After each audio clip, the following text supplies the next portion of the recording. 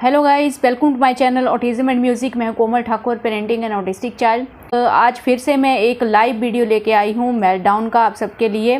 Last time जो मैंने अर्नब का मेल्टडाउन का वीडियो आप लोगों के साथ शेयर किया था, काफ़ी अच्छा रिस्पांस उसके ऊपर आया था और दिस टाइम भी मैंने पूरी कोशिश की है गाइस कि मैं आपको अच्छे तरीके से समझा सकूं कि ऑटिस्टिक बच्चों का मेल्टडाउन कैसा होता है, कौन कौन सी ऐसी चीज़ें हैं जो हमें ड्यूरिंग मेल्टडाउन नहीं करनी चाहिए और क्या चीज़ें जो हैं वो आप लोगों की हेल्प कर सकती हैं मेल्टडाउन को टैकल करने के लिए।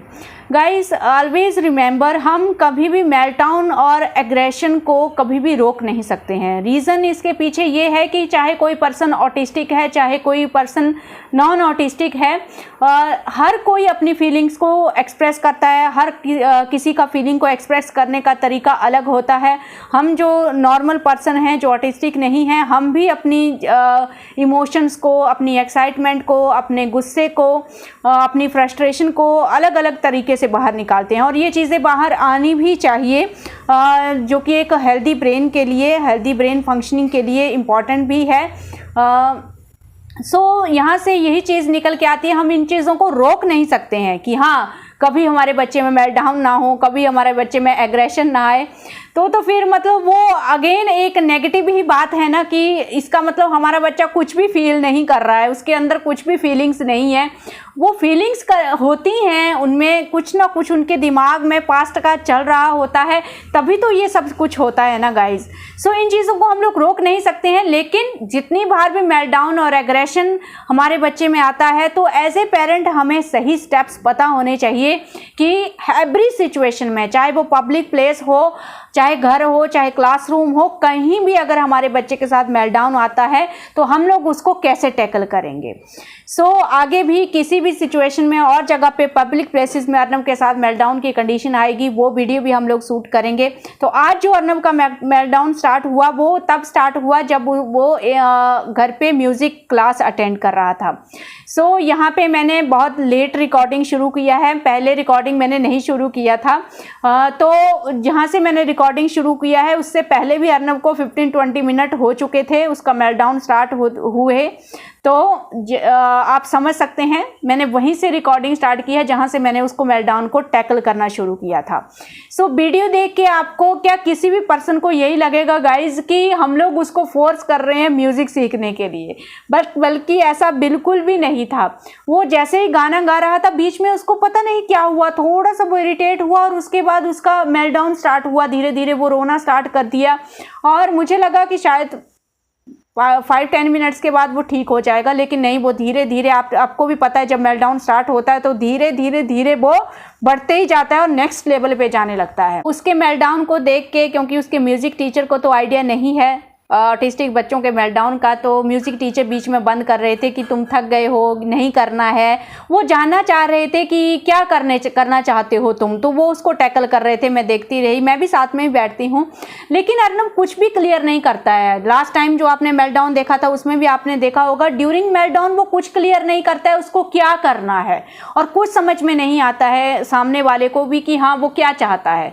तो एक तरह से इसको हम ये नहीं बोल सकते कि वो कम्युनिकेट नहीं कर सकता है या वो बता नहीं सकता है कि मुझे क्या प्रॉब्लम है। वो बता सकता है, वो बताता है, लेकिन कब बताता है वो मेल्टडाउन के बाद थोड़ा बहुत चीज़ें बताता है, लेकिन ड्यूरिंग मेल्टडाउन वो बिल्कुल क्लियर नहीं करता है। तो हम लोग वही कोशिश कर रहे थे बीच बीच में उसको पूछने की कि तुम क्या करना है तुमको, लेकिन कुछ भी क्लियर नहीं हो रहा था। जैसे ही म्यूज़िक टीचर वो रियाज मास्टर जो होता है वो एक इंस्ट्रूमेंट होता है उसको बंद कर रहे हैं या पियानो बजाना बंद कर रहे हैं, तो अर्नब उनको फोर्स कर रहा है, म्यूजिक टीचर पियानो बजाओ, म्यूजिक टीचर रियाज मास्टर शुरू करो, धादिंदा शुरू करो। उसको वो चीज़ स्टॉप भी नहीं करनी है, और जब वो उसको कर रहा है तो उसमें भी उसको इरिटेशन हो रही है। मतलब दोनों तरफ से जो पेरेंट्स हैं उनके लिए रास्ता बंद हो जाता है, यानी कि उस सिचुएशन से बाहर भी नहीं निकलना है और उस सिचुएशन में रह के भी काम डाउन नहीं होना है। तो कुछ इस तरह की सिचुएशन हो जाती है एवरी मेल्टडाउन में।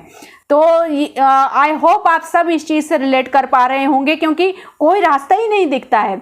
अब बात है कि क्या चीज़ें करनी चाहिए और क्या नहीं करनी चाहिए। मैंने यही एक्सपीरियंस किया है गाइस। मेल्टडाउन के टाइम पे अर्नब अपने फादर को अपने करीब आने नहीं दे रहा था। जैसे ही उसके फादर उसको टैकल करने की कोशिश कर रहे थे तो वो सीधा उनको थोड़ा सा पुश करके बोल रहा था कि पापा आप बाहर जाओ, चेयर पे बैठो। यही सेम वर्ड्स वो बोल रहा था। तो ठीक है, मैंने उनको बोला आप उसके करीब मत जाओ। ऐसा होता है, कई सारे ऑटिस्टिक बच्चे जो होते हैं वो मेल्टडाउन में किसी भी पर्सन का टच जो है वो टॉलरेट नहीं करते हैं। उनको वो चीज़ कंफर्टेबल नहीं लगती है कि कोई उन्हें उनके पास आए। वो ऐसा मेरे साथ नहीं करता है। अगर मैं उसको हक करती हूँ पास में जाके, आपने देखा होगा ड्यूरिंग लास्ट मेल्टडाउन वो मुझे अलाउ करता है, लेकिन मेरे अलावा किसी और को अलाउ नहीं करता है ड्यूरिंग मेल्टडाउन। तो ये कंडीशन भी होती है और ऑटिस्टिक बच्चों में हो सकता है, आपके ऑटिस्टिक बच्चे में भी ये होता हो। तो जो अनकंफर्टेबल चीज़ें हैं, धीरे धीरे जितनी बार मेल्टडाउन होता है तो एज ए पेरेंट आपको समझ में आता है कि मेरे बच्चे में कौन सी ऐसी चीज़ें हैं जिनमें मेरा बच्चा जो है वो अनकंफर्टेबल होता है। तो धीरे धीरे हमें वो चीज़ें पता चल रही हैं। सेकेंड चीज़, जब भी मेल्टडाउन होता है तो अक्सर हमें भी इरिटेशन होती है, क्योंकि बार बार जब गुस्सा आता है, बच्चा कुछ क्लियर नहीं कर रहा है, तो पेरेंट्स को भी बहुत ज़्यादा गुस्सा आता है गाइस, मुझे पता है। उस चीज़ को आपको कंट्रोल करना है।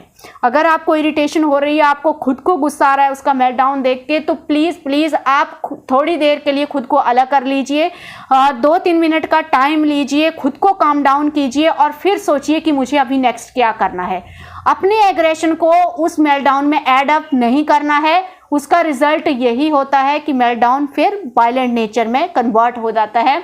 वही म्यूजिक टीचर हम लोगों को बीच में डिस्कस कर रहे थे कि वो किसी और ऑटिस्टिक बच्चे को जब सिखा रहे थे तो वो यूजुअली वायलेंट हो जाता था मेल्टडाउन में।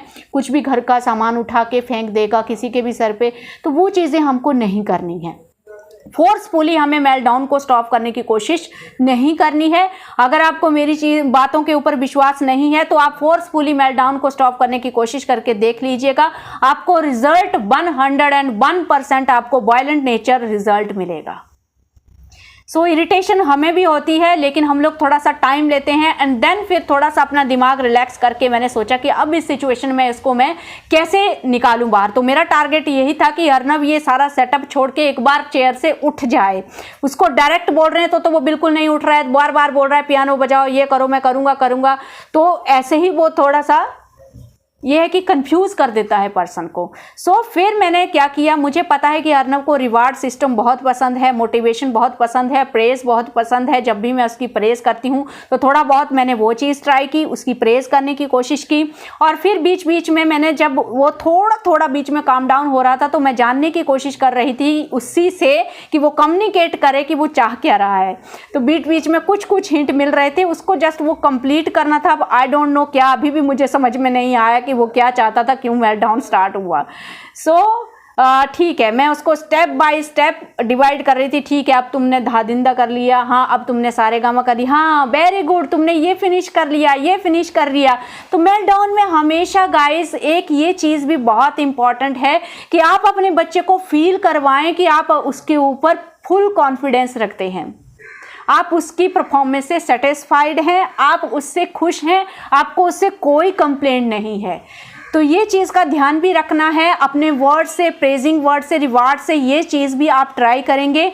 लेकिन मैक्सिमम पेरेंट्स उल्टा करते हैं, मेल्टडाउन में अपना एग्रेशन एडप्ट करके बच्चे का कॉन्फिडेंस और लूज करते हैं और बच्चा और डिमोटिवेट, फ्रस्ट्रेट होकर अपने मेल्टडाउन को नेक्स्ट से नेक्स्ट लेवल पर लेके जाता है। सो ये चीज़ों का ध्यान रखना है आपको। देखना है, बच्चे का साइन देखना है कि वो आपको अलाउ कर रहा है, कितना अलाउ कर रहा है कम्युनिकेट करने के लिए, कितना वो बात करने के लिए आपको अलाउ कर रहा है। धीरे धीरे उसकी रजामंदी से चीज़ों को करना है। तो बोलने के बजाय बेटर है, मैंने अभी जो मेल्टडाउन का वीडियो आप आगे देखेंगे उसमें मैंने टेक्स्ट लगा के रखे हैं और आप वहाँ पे जानेंगे कि क्या किन स्टेप्स से आप मेल्टडाउन को टैकल कर सकते हैं गाइस। मैं इसमें कामयाब हो रही हूँ, इसलिए मैं बार बार मेल्टडाउन के वीडियोस आप लोगों के साथ शेयर कर रही हूँ ताकि ये टिप्स आप लोगों के भी काम आए और हमारे जो बाकी ऑटिस्टिक बच्चे हैं वो भी मेल्टडाउन का जो पेन है उसको ज़्यादा टाइम तक बर्दाश्त ना करते हुए मेल्टडाउन को हम कम से कम टाइम में टैकल कर सकें।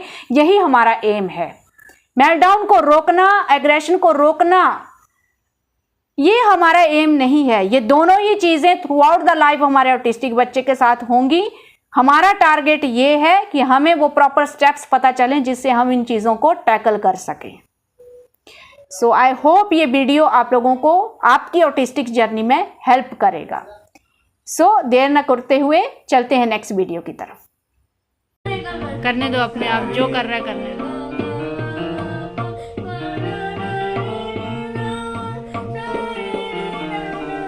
वो जो कर रहा है करने दो, वैसे शांत हो जाएगा फिर।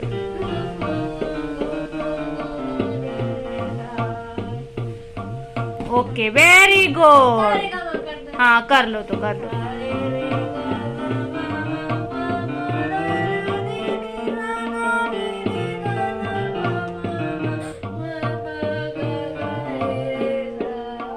Okay, very good. अच्छा अच्छा अच्छा, अब नेक्स्ट बताओ, नेक्स्ट क्या करना है? नेक्स्ट, हाँ सारे काम तो फिनिश कर लिया। हाँ तो कर लो, अब दादी ना कर लो, कोई बात नहीं। अच्छा ये भी फिनिश हो गया। हाँ वेरी गुड। ओके, अब अर्नब को क्या मिलेगा? अब अर्नब को क्या मिलेगा? हाँ जाओ लेके आओ। हाँ म्यूजिक टीचर को भी लाना, 2 चॉकलेट लाना। उसको ऐसे डिस्ट्रैक्ट करना पड़ता है, फिर जाके ये सही होगा। ऐसा क्यों होता है मुझे समझ में नहीं आता। अरे मैंने रिकॉर्डिंग नहीं किया उसका। अब क्या बताएं? हमको तो आदत हो गई है इतने सालों से। मुझे बहुत बुरा लगता है। हाँ हमको पता है इसको क्या। हाँ और कभी क्या हो नहीं है। तो ठीक है।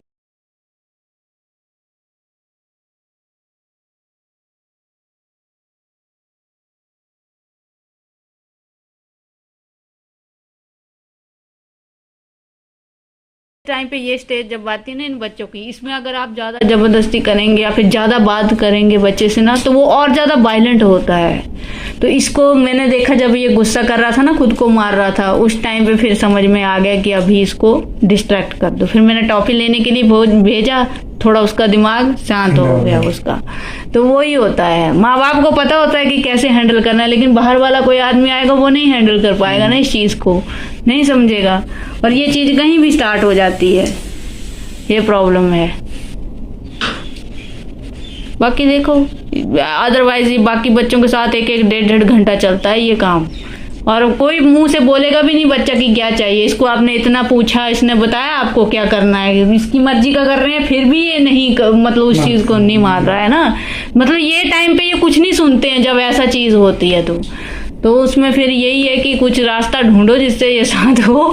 देखो अभी गया ना, इसको यहाँ से जबरदस्ती उठा के बंद कर देते ना तो ये 2-3 घंटे परेशान करता हमको। अभी चुप रहेगा, अभी देखना 5 मिनट के बाद वो फिर से वैसे ही हंसेगा, भूल जाएगा, पता तक नहीं चलेगा कि 10 मिनट पहले क्या हुआ, वो खत्म दिमाग से। बेटू क्या कर रहे हो? अभी मत बोलो, टाइम दो उसको, टाइम दो उसको। ये अभी क्यों भाई क्या?